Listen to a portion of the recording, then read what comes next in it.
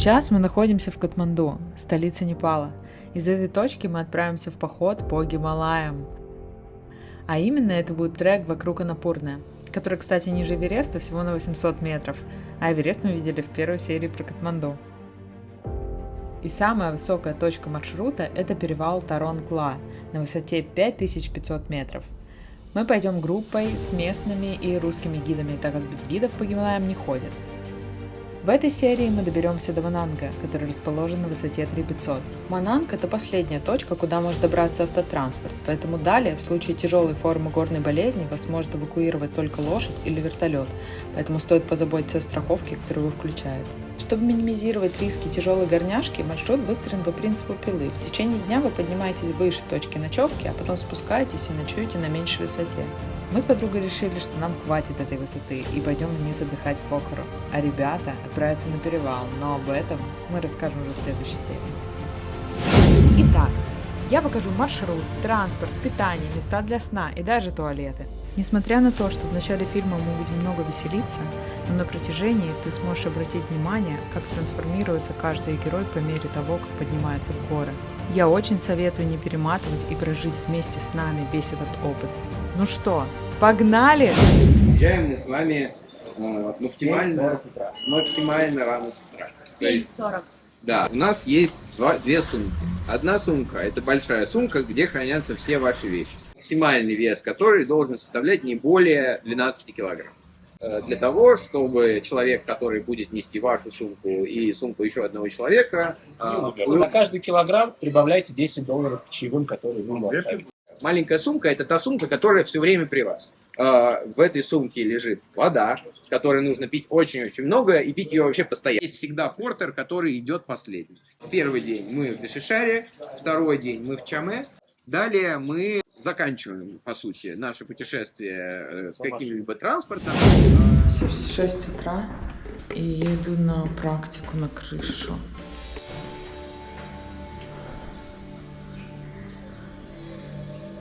Зато, просто смотрите, какой потрясающий рассвет.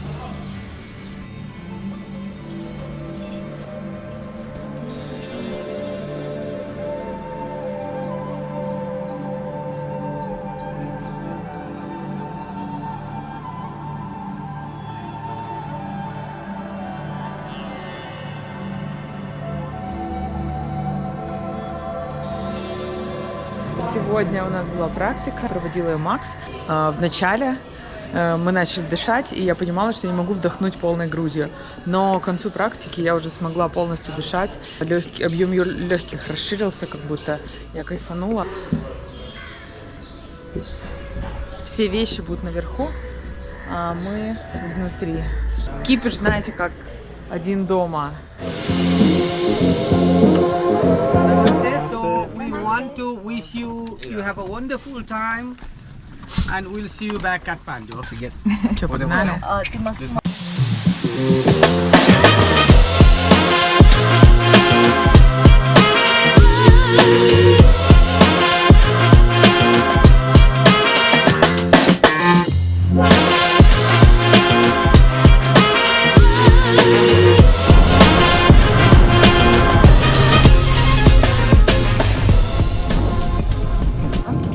В нашем хиппи фургоне тут целый мужицкий дождь. Просто смотрите, давайте познакомимся. Столько вот просто ребят, и это еще даже не все. Вот тот женат. Кто еще женат, сразу скажите. На улице уже плюс 35. У нас здесь в хиппи-мобиле тоже не скажу, что прохладно. Приехали на обед! Ура!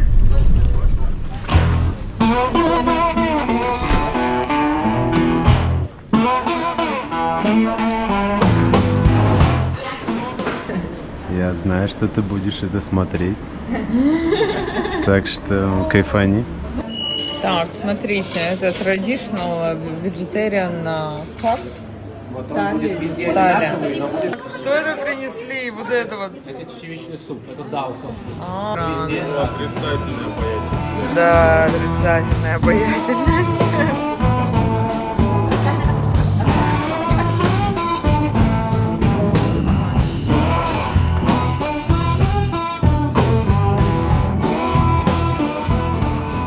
Давайте оценим по шкале этот туалет. Запах уже чувствую, но не сильный. Эта штука вылетела. Ну вот так вот. Ну неплохо, неплохо.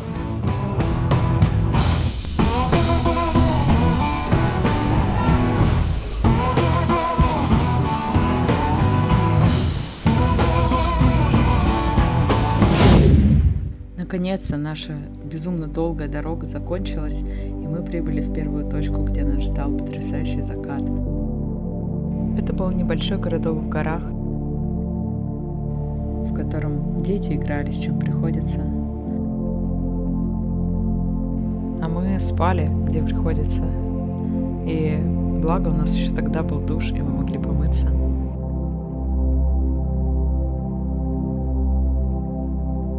А вечера мы проводили за душевными разговорами. Слушали звуки природы вокруг, и в это время все голоса в голове затихали. Находясь в этом положении, просто сделайте опять же глубокий вдох и выдох. Вот такая вот тарелка. Мы с ребятами просыпались с рассветом и шли на практике к Максу. Дышали, чувствовали свое тело и наполнялись энергией.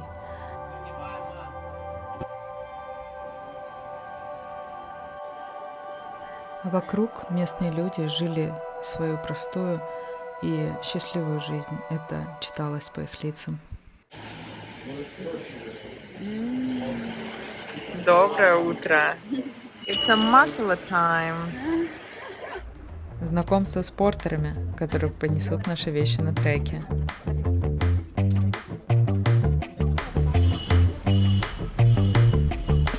Вот дух путешествия человека.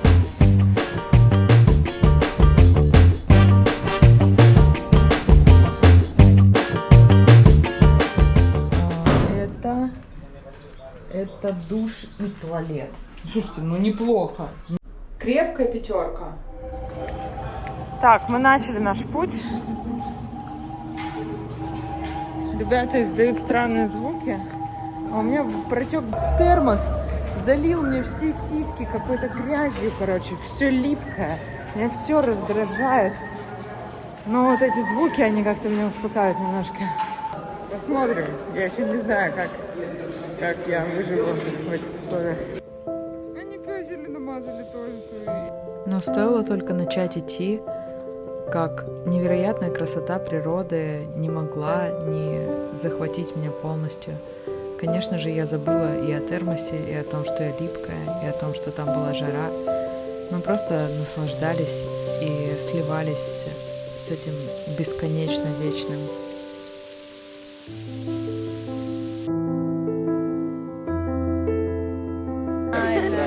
Сестренки нашли друг друга.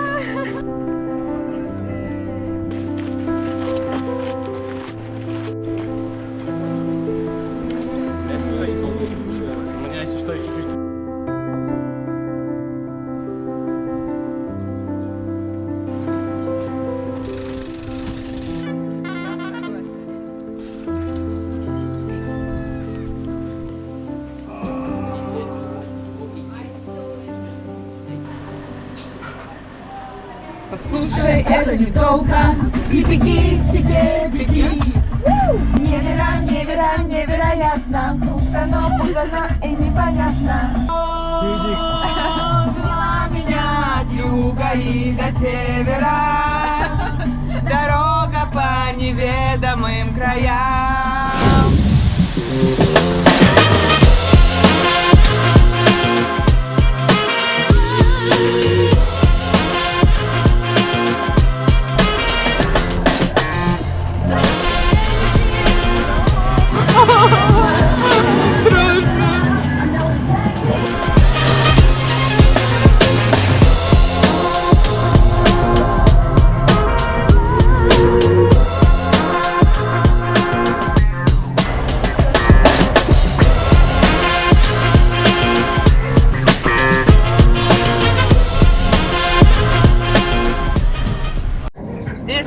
каждом шагу может произойти какой-нибудь пиздец. И если об этом думать, то не насладишься, да.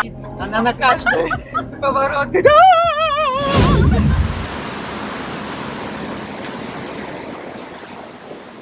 Этому туалету мы ставим 5 из 10.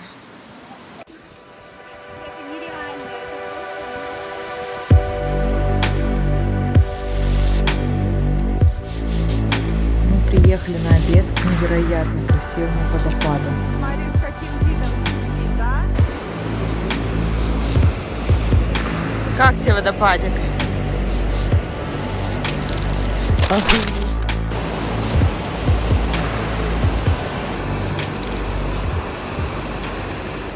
Это наш гид Макс, который проводит супер практики. Отвал всего. Да, да. Do you like that? Yeah, I like that. Want to try it? Так, у нас тут романтический обед с вот таким вот видом. Девочки, вы готовы морально? Да?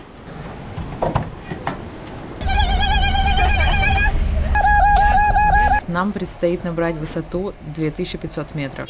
feel like I don't listen sound a city. I don't listen sound my parents. I don't listen sound like anymore. I listen myself. You know? Okay. Yeah, it's unbelievable. Чтобы наша поездка была не сильно утомительной, гид постоянно останавливал машину в разных красивых местах, чтобы могли хоть чуть-чуть замедлиться и насладиться природой. Это невероятная свежесть. Я просто вкус жизни чувствую вот сейчас. Она вот так пахнет. Это, говорит, это вообще не горы даже. Это вообще не горы. Это мы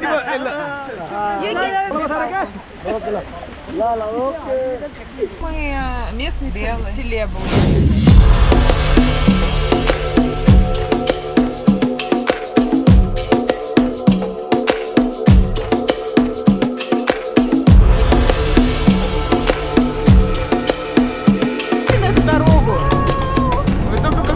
Эту дорогу. Я уже плачу. Ребята, самые высокие горы в мире. 8000 feet here.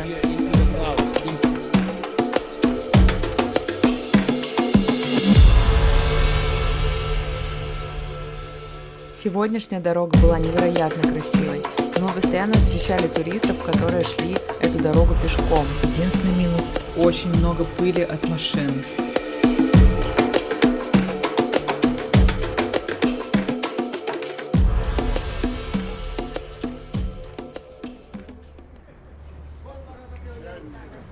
Моя. Так, мы приехали. Скоро мы будем делать обзор номера. О, room tour. Room tour. Так. Ух ты! Боже, реально. Намасте. Мэй. Мэй, видео.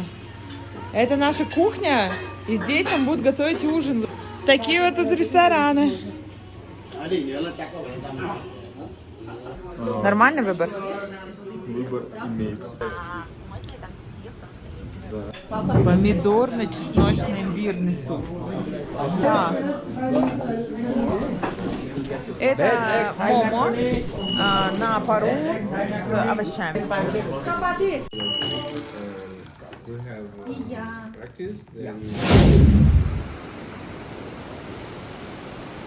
После ужина мы с ребятами отправились на горячий источник, который находится недалеко от гестхауса.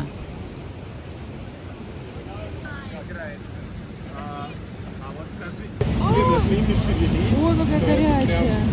Уровень еще выше, потому что Он говорит, я вот понимаю, что обратишься ты вот к этому духовному человеку, и он скажет, я не в ресурсе, я, типа, не хочу, ну, чтобы мои личные границы нарушали, ну, типа, я бла-бла-бла, и он говорит, я подхожу к трактористу, к Иванычу, и говорю, Иваныч, у меня пиздец, ну, типа, выручай, и Иваныч никогда меня не бросит. Он там что-то 4 месяца живет на Бали, классно катается на байке, ну и вот инструктор преподает. Я с ним 2 часа каталась, он мне открыл столько истин, сколько мне ни один... У меня инструктор по вождению такая же хуйня была. Такой мужик, он причем супер простой, такой мужик, там, блядь, ёпта, я вот так... Ну, он мне столько вообще тонких вещей сказал, просто между делом. Вот так вот мы спим. Это одежда на завтра, термобелье, мембранные штаны. В этом я буду сегодня спать, в шерстяных лосинах, в таком вот спальном мешке, в котором есть еще вот такое дупло, чтобы туда залезть. Потому что тут 0 градусов ночью. Вот. Завтра мы начинаем поход. Вот. Я не пофиг. Вот они разговаривают на улице. Мужики орут. Слышите?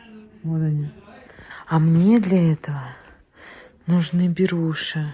Доброе утро. Это последнее.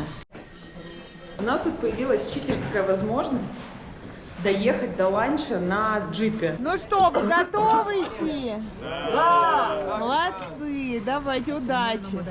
Увидимся. Мы за 20 минут доехали до точки, где будет ланч, чтобы подождать наших парней, которые идут пешком. Натали, расскажи, пожалуйста, почему Непал? Не знаю, как-то душа просто всегда тянулась. Я помню какие-то фрагменты из каких-то кинофильмов, и я всегда думала про Гималаи, и что это такое какое-то волшебное место, место силы. Не могу объяснить, потому что, по сути своей, очень много мест, которые, знаешь, когда ты не можешь себе объяснить, почему тебя туда тянет, а потом ты приезжаешь и такой, ну понятно. То есть это когда тебя, наверное, что-то извне даже зовет, потому что у меня нет конкретного, вот у меня нет ответа на твой вопрос. Когда пошел на зов сердца, и там хуй пойми где оказался, а вот я в Непале оказалась. Да, типа того. А как ты выбрала гидов? И почему именно этих? Вот это очень хороший вопрос. Сегодня мы уже вот как раз это обсуждали, что я никогда не путешествовала с группами, и вообще для меня групповая какая-то история, это что-то про не самое комфортное времяпрепровождение, учитывая, что я люблю путешествовать все-таки одна или с близкими людьми мне. А потом я подумала, Макс, что мы друзья, и это же уже априори, учитывая тот факт, что Коля притягивает схожих людей, я тогда поняла, что так 100% там тоже будет что-то про меня, ну то есть какие-то, и так и оказалось. То есть мне максимально приятно, как вообще мы образовались, и как будто бы каждый человек в этой группе, он что-то о каждом. Блин, я чувствую себя каким-то Павлом Дуровым, если честно, в этой кепке. Люди, когда должны сидеть в одной точке... Я вот так выгляжу! Блядь, почему вы не сказали? Ты очень мило выглядишь. Ты походная такая. Ой, девочки, Аня-то запыхалась уже на какой-то высоте.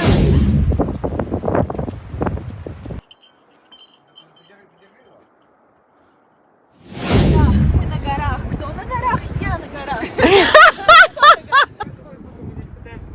Обсуждаем рюкзаки, проветривание, регуляция высоты, значит, вот поясничник какой-то. Здесь еще есть трубочка для питья. Ну что, ты готова? Наконец-то мы спустя несколько дней уже пойдем куда-нибудь. А то мы все только курим и выебываем.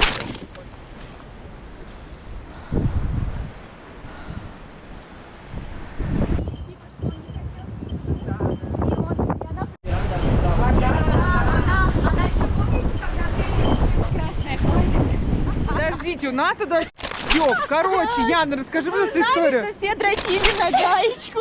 Помните Не мультик то, с что все дрочили на мышами? гаечку. Главное разочарование, что у нее 36 детей от мухи. Оказывается, что первая сексуальная фантазия у всех мальчиков — это гаечка. И она типа всем нравилась. Она же вообще мышь. Немножко так замедляешься. Дышишь немножко глубже. Это непередаваемо, нет. Вообще непередаваемо.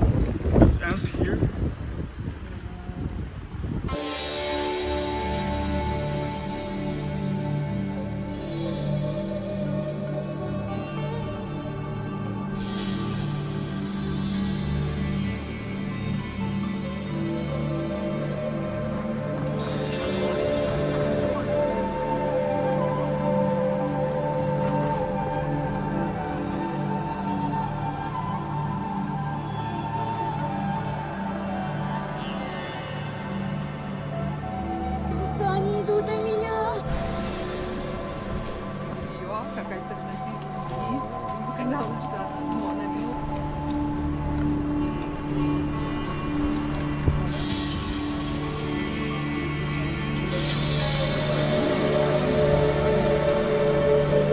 Здесь просто нет мыслей вообще. То есть я иду, и мне нужно приложить усилия, чтобы подумать вообще в целом. И любая мысль, она кажется ничтожной по сравнению с тем, что ты видишь. Очень странное состояние. Пытаюсь его понять, пытаюсь его почувствовать. Это что-то новое.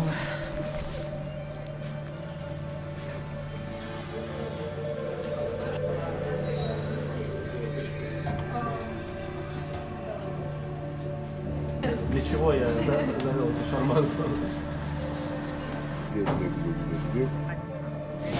Ребята, почему не пал? Макс позвал, мы приехали. Но меня Ваня позвал, собственно. Которого позвал Макс.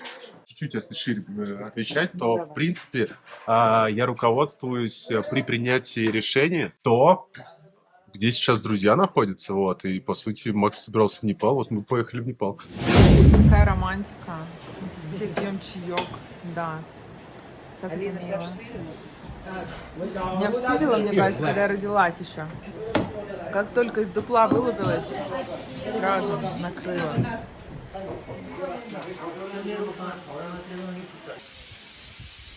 Всем уже принесли еду, а мне нет. Знаете, как в горах хочется вот поесть? Тебе нужно практиковать терпение. Да. Помолодели тут еще в горах. Горы молодят. Да. Криво камеру, потому что... Чем отличаются портеры от шерпов? Яна знает ответ. Короче, первыми на Эверест стали поднимать вещи. Шерпы — это народные, одна из национальностей в Непале. Они стали первые, делали эту работу. И с тех пор всех людей, всех портеров, которые носят сумки, называют шерпы. Но не все одни шерпы.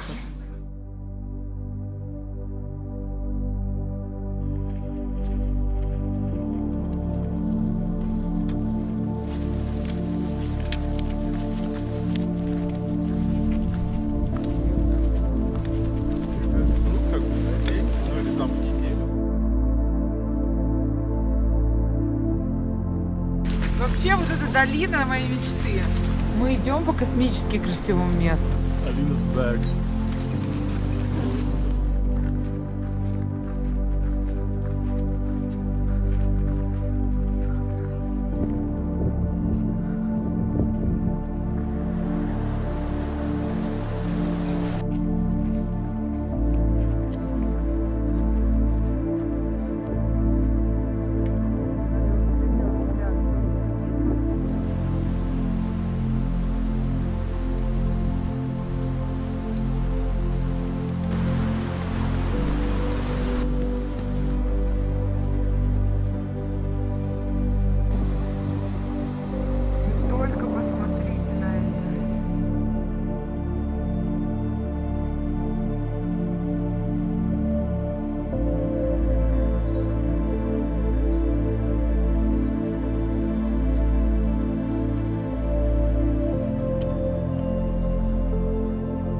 Мы идем по трекинговому маршруту Кольцо Анапурны. И оно считается самым красивым трекинговым маршрутом в мире. И я понимаю, почему. Я просто чувствую это всем сердцем, эту красоту невероятную.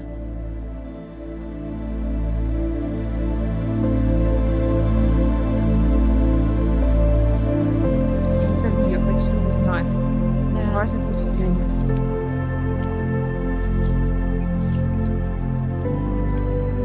Ну вот так вот. Молча.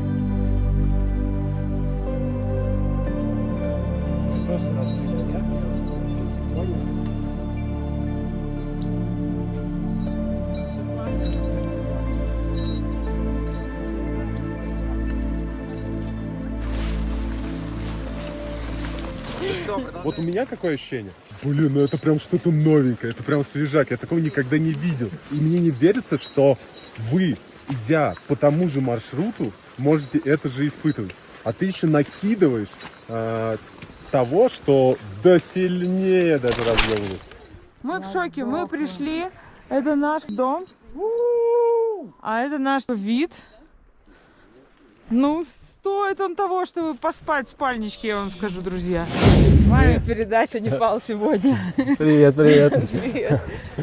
Хочется узнать вот твое мнение, почему Непал, почему ты его выбрал. Я, приехав сюда, понимаю, почему, но хочется, чтобы ты рассказал.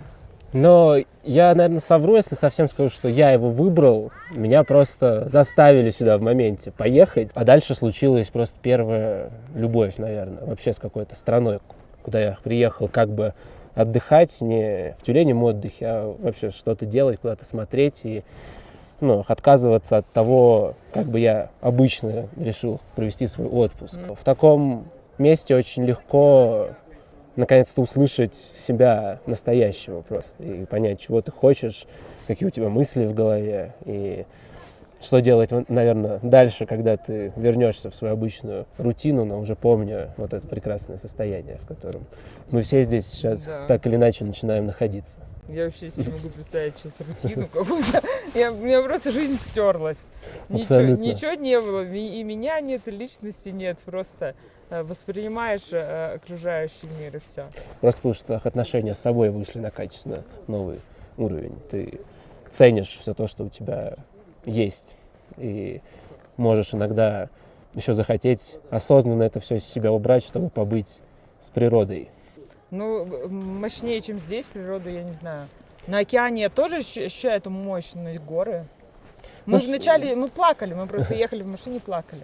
Я вас прекрасно понимаю. В первые разы я тоже ни слез не мог сдержать. Я уходил гулять один. Не знаю, если мы смотрим на все это как на матрицу, оказываясь здесь, очень хочется сказать спасибо архитектору этой матрицы, потому что вот эти локации, они правда, это самое интерактивное, самое обучающее, самое понятное, полезное. И даже если делает иногда больно, нам иногда как детям нужно потрогать горячую батарею, чтобы понять, как ее трогать. Ну, очень круто. Я на самом деле не ожидала услышать ответа, правда, что ты здесь оказался случайно. Но мне кажется, меня он выбрал. Ну, тебя просто выбрал, да. А меня выбрал также вот через тебя. Когда ты сказал, поехали в Непал, у меня просто все мое существо сказало, да, мы едем. Я не знала, что, куда, когда. Я просто, да. Я не знаю, вот оно вот такими вот импульсами.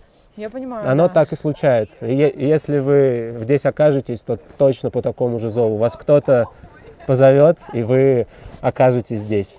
Короче, вот почему Непал. Непал – самое лучшее место. Приезжайте Непал к нам. это просто разъем. Сейчас мы выберем еду. Это самое сложное в горах. Не ходить, ничего. 3 раза в день выбрать еду. Говёную причем. Покажешь наш номер? Всем привет! И сегодня это шоу по домам. И сейчас я вам покажу, где творятся чудеса. Погнали в мою лачугу. Иди сюда. Вот она. Здесь Зудя и мои цыпочки. Покажи цыпочку. Вот она. Вот он тур, все. Закончили. Запрещаю! Что тут вообще происходит?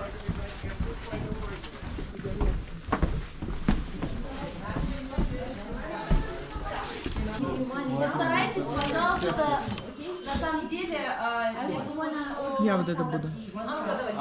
Налить чай вот из этого гигантского термоса в хотя бы несколько. Маленький час.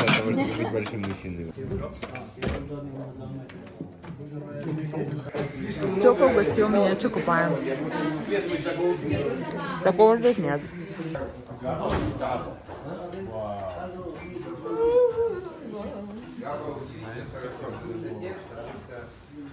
Потому что меньше кислорода и больше давления. При этом это значит, что состояние, которое нам достаточно интересно, например, состояние близких к эйфории или состояние безмыслия, это тоже те состояния, которые легче удерживать как результат, потому что общей мозговой активности фоновой меньше.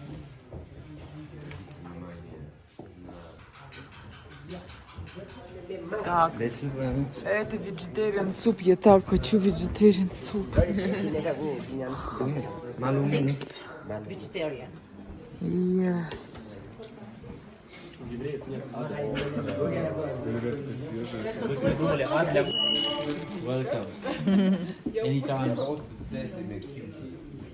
У меня скрутило живот так, что я вообще в полном ахуе. У меня болит все. Я же выпила трисмек, ты сейчас выпила кетарол. Меня мутит от этого. Доброе утречко. Я, короче, приболела. У меня всю ночь болело горло. Насморк, я вся опухла, в ахуе, вообще в полном. Проснулась в -7. Но...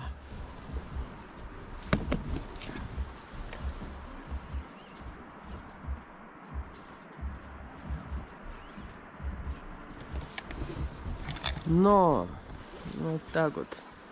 Видно, да, по мне, какая я красивая? Угу. Я себя вот чувствую так же, как выгляжу абсолютно.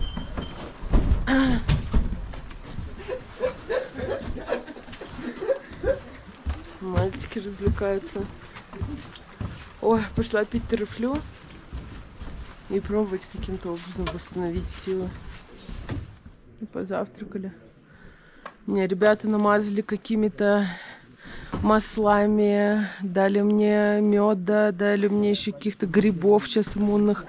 Короче, лечимся народными способами. Есть, конечно, антибиотики, только мне кажется, что антибиотики, они вообще не для этой ситуации. Никогда ты жопу отморозил, да, на горе? Ну что, сегодня у нас половина группы пошло по длинному маршруту, 8 часов. Мы идем по маршруту 5 часов. Потому что я чуть себя побаиваюсь напрягать. Да и девчонки.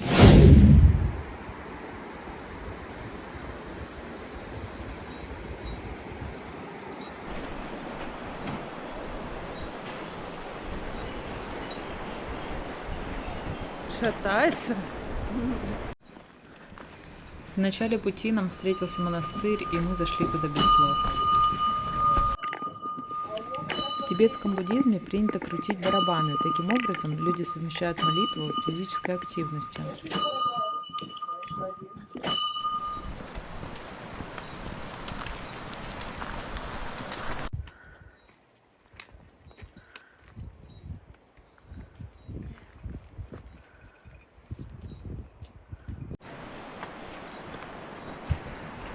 Мне повезло, Портер несет мою сумку. Она с нами, я могу что-нибудь из нее достать. И не только даже мою, а еще чью-то.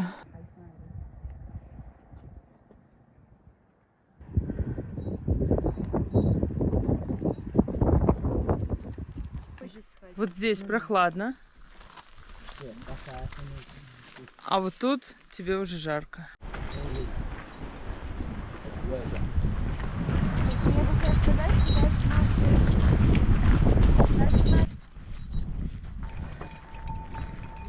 Здорово.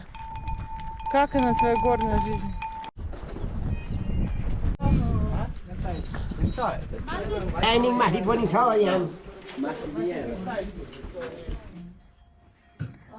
Кушать сейчас будет. Ждем. Так, у девчонок болит спина.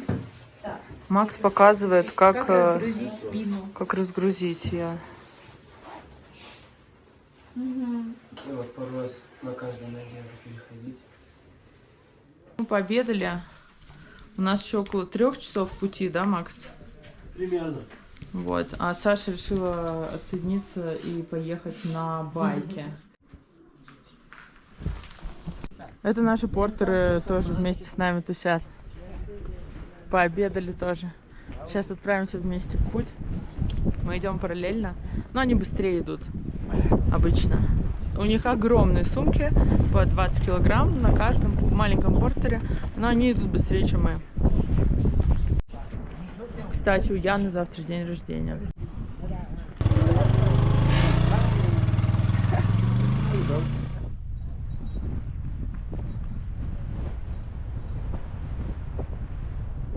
Еще когда мы переписывались об этом, говорил, что здесь абсолютно другие горы. Это не как Да.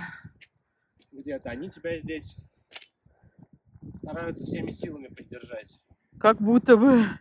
Да, я это замечаю вообще в каждое мгновение. Да. Как будто бы они заботятся. Угу. Только что-то сказал, они такие. Сейчас будет. Сейчас будет. Сейчас сделаем. Да. Так и есть. Слишком быстро даже.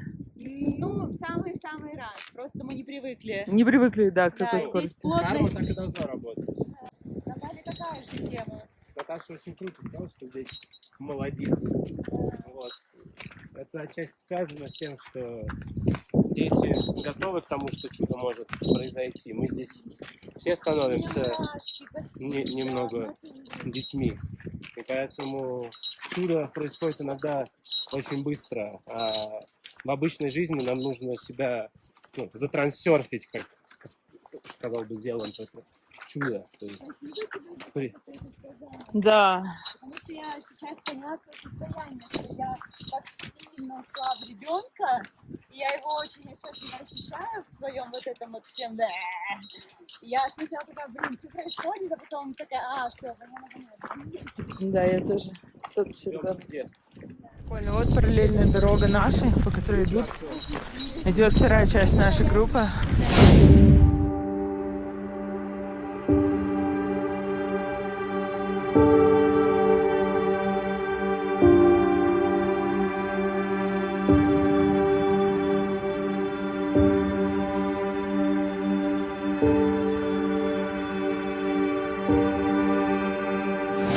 С вами передача «Почему Непал?». Слушай, ну, мне кажется, очень много сошлось, в принципе, вещей, которые повлияли на мое решение. Одна из них — это фундаментальная, потому что мой отец как раз-таки в моем возрасте хотел приехать в Непал. Как раз-таки желание отца, будто бы незакрытый гештальт, который отчасти я хотел бы подзакрыть у него. А твое, да? Вторая причина, грубо говоря, я расстался с девушкой. Это была моя первая любовь, и для меня это переживалось очень интенсивно. Я захотел каким-то образом, наверное, сменить обстановку. И когда мне написал Максим, кстати, пригласив меня в тот же момент, когда я принял решение, расстался с девушкой, все друг на друга наложилось, я сказал, почему нет. Сам процесс, он очень сам по себе медитативный. Мне нравится, когда ты восходишь куда-то и приходишь на место и можешь оглянуться на то, какой путь ты преодолел. И мне нравится вот это состояние, точнее, не состояние, а понимание преодоления. И в том числе, как преодоление себя. Мне очень нравится преодолевать себя. И 5600 для меня это новый, как будто бы новый этап, новый предел, который я устанавливаю для себя. Интересно. Ты пришел за вершиной. Да, за слушай, я себя. пришел, чтобы понять себя лучше, наверное. В таком ключе я могу ответить. Но получается, раскрывается внутри с каждым днем, что зачем пришел? Да, слушай, определенно. Я думаю, горы на самом деле очень сильно показывают на то, кто ты есть на самом деле. То есть здесь нет какой-то... Знаешь, здесь трудно играть какую-то маску, которая есть, допустим, на людях в их повседневной жизни. Все маски в горах обычно срываются, и ты видишь на людей такими, какие они есть.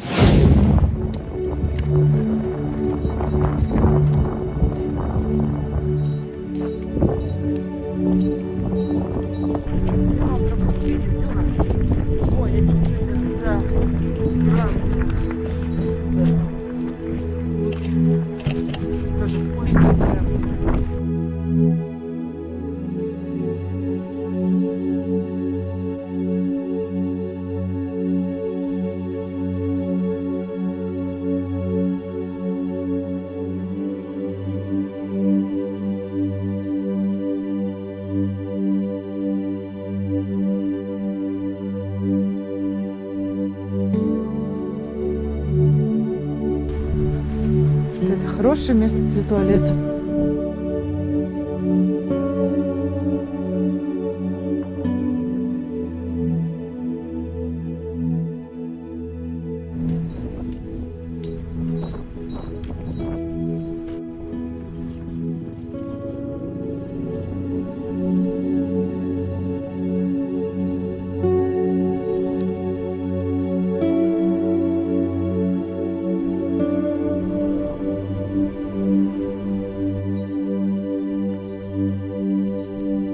Надеюсь, мне удалось передать свое состояние, которое я испытывала в тот момент.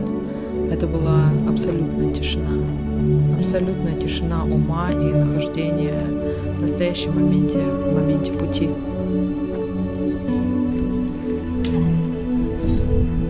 Мантра. Мы дошли до Мананга.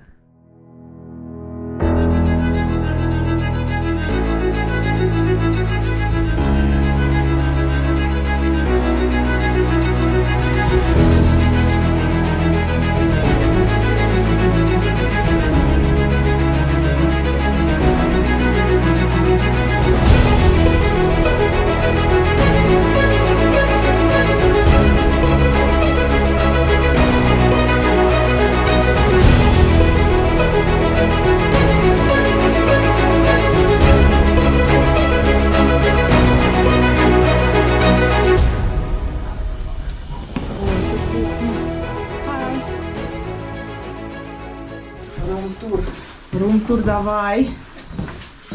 Нет, очень удобно. Смотри, пожалуйста. Ты. Но самое ценное в этой комнате это туалет. Душ наш. И есть одеяла даже такие с цветочками. Для девочек, да? Вау! В смысле? Это лакшери. Сейчас портеры принесут наши сумки? Они уже здесь. Спасибо. Нормально, что я первая? Мы с девочками сходили в душ. Я, правда, не смогла помыть голову, потому что я болею. Но эти красотки, они помыли голову. Ну вообще просто лакшери. Мы намазали лицо кремом, как будто в первый раз в жизни. Это incredible. Сидим в кафе, пьем чай, и закатные лучи пронизывают пространство. Все, как я люблю. Какие-то красавчики играют тут за соседним столиком. Мне уже один понравился. Вот они. Как думаете, кто мне понравился? Пишите в комментариях.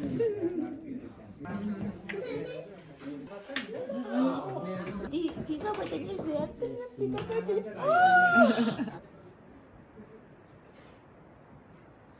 Ну как ваш маршрут?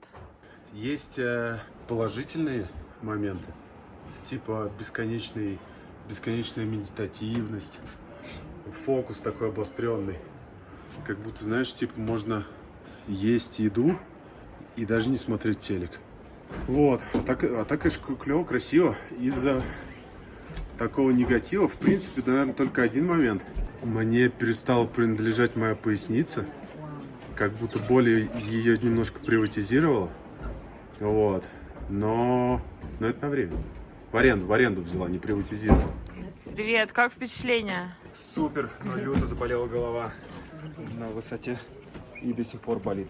А так огонь. А вы выше 3500 ходили? Да. Вот это вообще мне принесли просто перед сном. Это лазанья. И вот такой еще салат. Жесть. Почему Непал? И хочется как-то разделить на две части. Почему первый раз ты приехал в Непал? И почему ты сюда возвращаешься?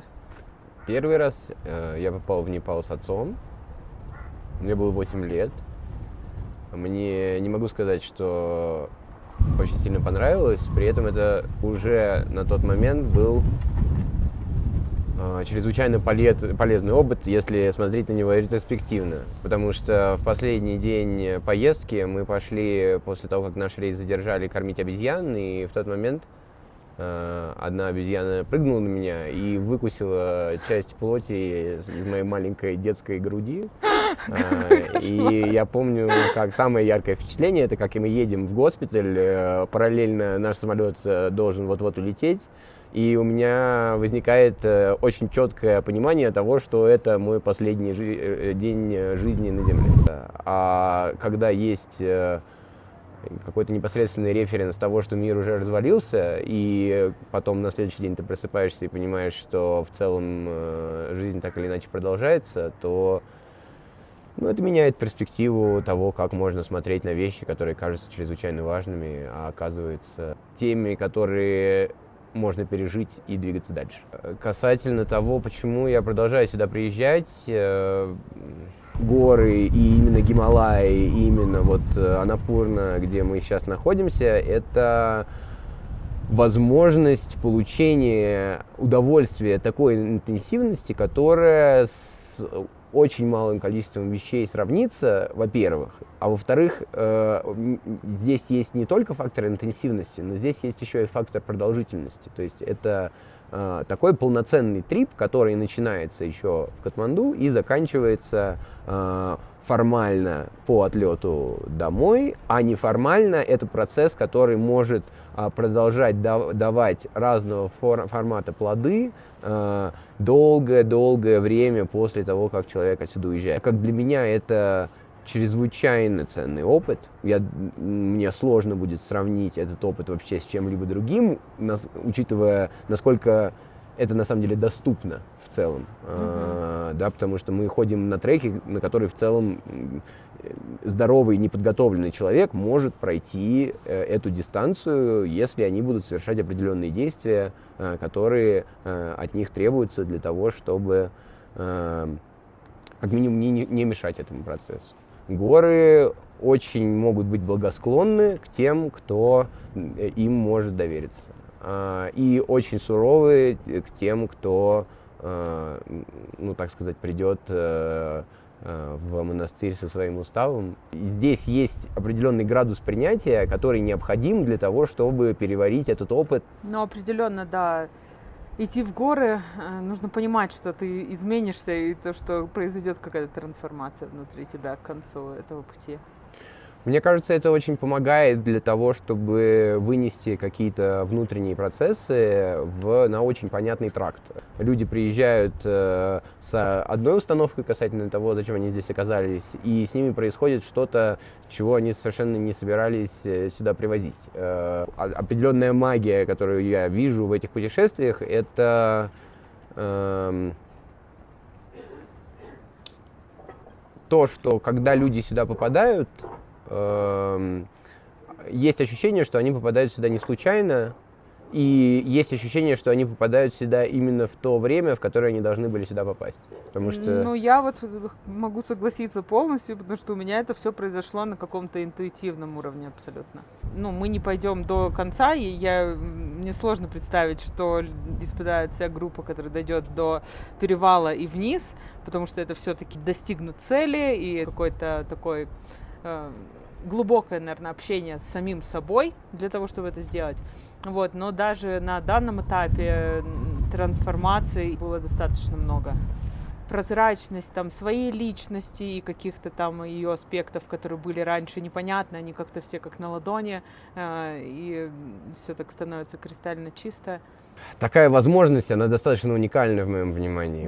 Пережить опыт, который действительно похож на настоящую жизнь. Мне кажется, что это настоящая жизнь настолько... Оно так и чувствуется, вот она жизнь, наконец-то. Абсолютно. Да. И здесь есть, конечно, сложности, здесь есть утраты, здесь есть разногласия, но это тоже часть вот этой вот прекрасной истории, которая и разворачивается. И дело в том, что каждому дается именно столько, мне кажется, сколько им требуется.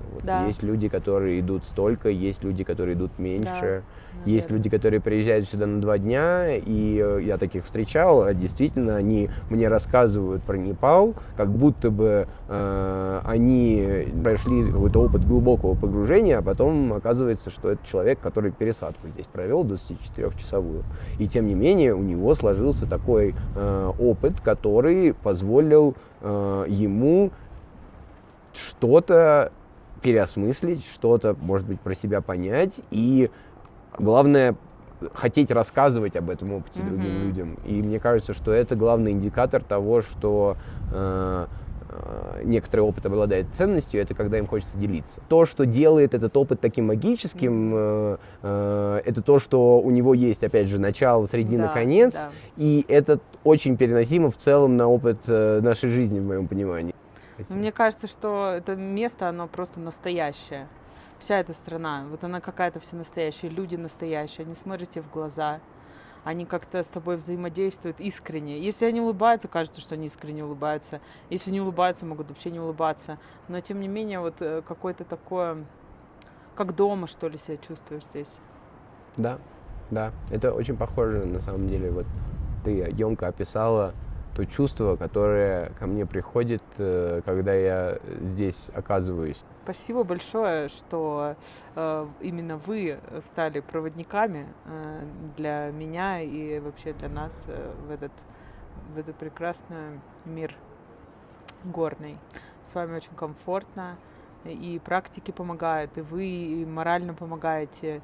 С вами классно. Вот если бы ты слоган какой-то делал к вашей рекламной кампании по поездкам в Непал, то что бы это было?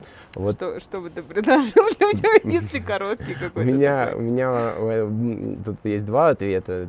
Один помпезный, другой, мне кажется, емкий. Да? Помпезный — это то, что Непал — это связь с телом, душой, любовью, смертью и пустотой. А реальный — это когда мы ехали на машине, и прекрасная девушка меня спросила, как бы ты это все описал. Я ответил, что Непал — это один большой йога-коврик. Он распространяется на абсолютно все уголки, начиная от дворцов до туалетов, но все нахождение здесь подразумевает определенный градус слияния внешнего и внутреннего, где две этих вещи, они как будто бы хотя бы на какое-то время становятся частью единого целого.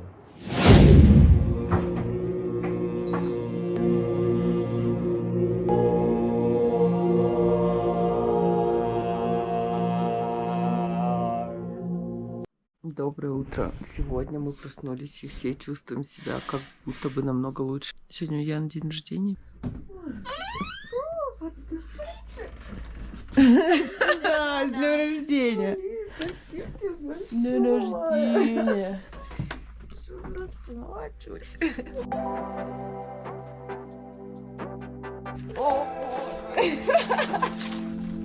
Офигеть, я спасена! Это маски! Прикиньте, мы спасены! Сейчас мы здесь ножки как помассируем. Это, посмотрите, это спа. Все, это горный набор. Засунули бумажку в нос, я не забуду никогда.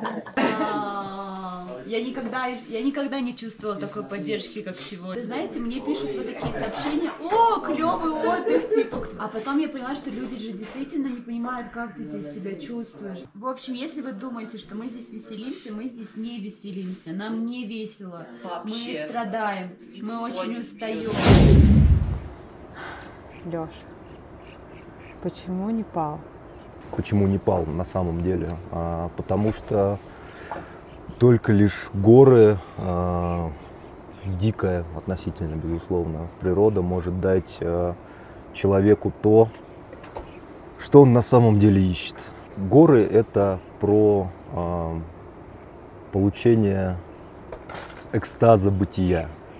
После продолжительной нагрузки человек начинает по-другому смотреть на обыденные, в том числе, вещи, начинает ценить комфорт, условия, пищу и становится чуть более благодарным мирозданию за то, что у него есть.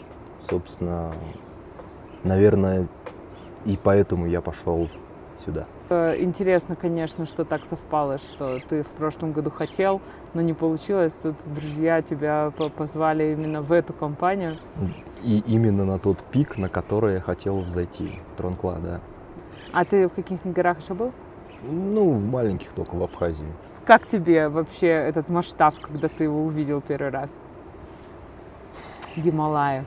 Всплывает слово «разъеб», конечно. Да, да, это первое слово, которое Да, всплывает. да. Вообще просто разъеб и Просто все. разъеб.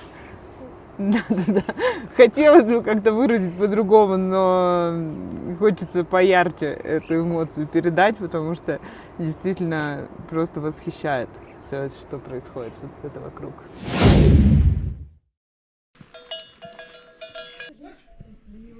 Ни одна гора не может обойтись без кальянки. Это кальянная, реально. Мы сегодня отмечаем Стопудово, железно. Все, железно. Я обожаю Мы фотки кальян. вот так будем делать. О, вот это наше место, скрыли. Как круто! Девочки, я умерла и попала в рай. Бог не просто... Морковный торт, прикиньте. Да. Бог не просто... Ну-ка покажи, какие тут торты. А шоколадный? Тебе, Ян, какой торт нравится? Шоколадный. Любой. Когда ты последний раз ела шоколадный торт?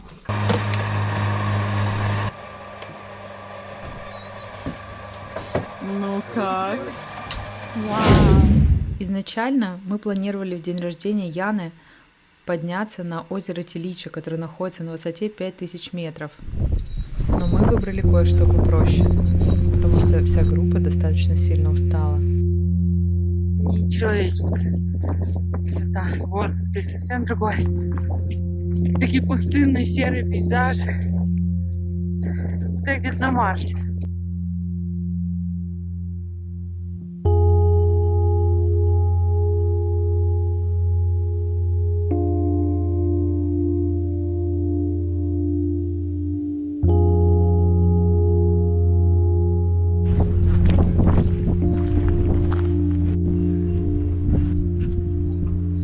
Мы пошли по монастырям, которые находятся недалеко от Мананга.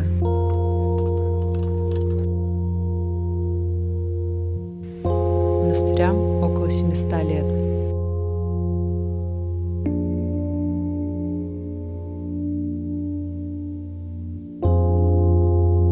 В совокупности с высотой, на которой мы находились, все это погрузило нас в какой-то глубокий духовный опыт внутри каждого из нас. Там царила неописуемая атмосфера, и воздух дрожал от тишины.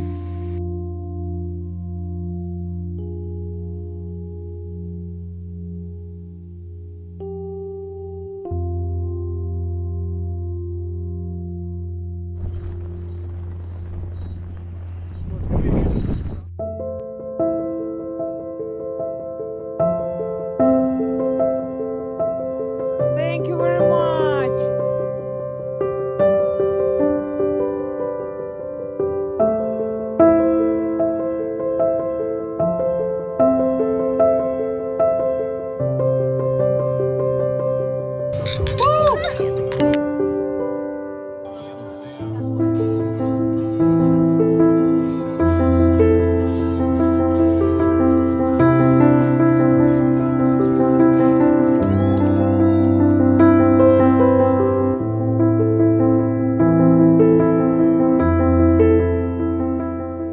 Ян, как тебе? Это лучший день рождения в моей жизни. Серьезно. Намасте.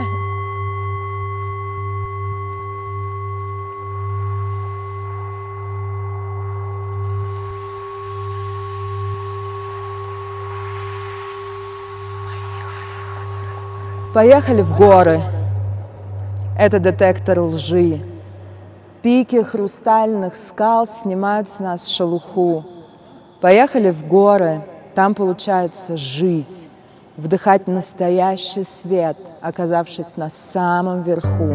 Поехали в горы не чтобы показать себя миру, а чтобы смотреть на мир и ощущать свободу. Поехали в горы, почувствовать эту силу и разглядеть друг в друге нашу с тобой природу. Горы тебя раздевают, не сняв ничего из одежд, просто от их могущества лишнее отпадает. Горы не обещают, не дарят тебе надежд, но что-то живое и чистое там в тебя проникает. Поехали высоко, где свежая тишина, где можно кричать во все горло, но хочется лишь шептать. Поехали вместе в горы, смотреть, как растет луна, и если совсем откровенно, то можно и помолчать. Там будто язык чугунный, и что его напрягать? Там ни слова, ни жесты не носят большого смысла. В горах есть язык души. Там проще его понимать, и вот уже невесомые становятся тучные мысли.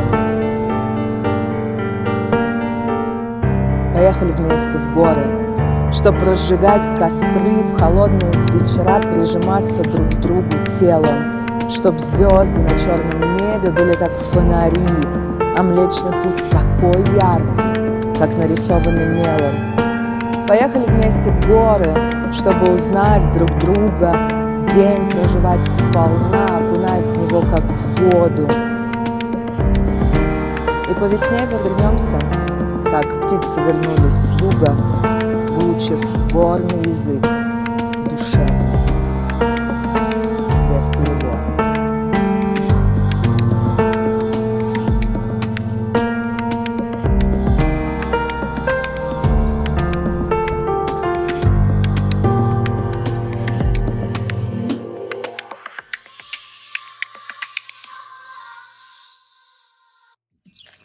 Трудно, но жизнь, она состоит из движения, и она никогда не стоит на месте. И нужно принимать все ее трансформации всегда. Намасте.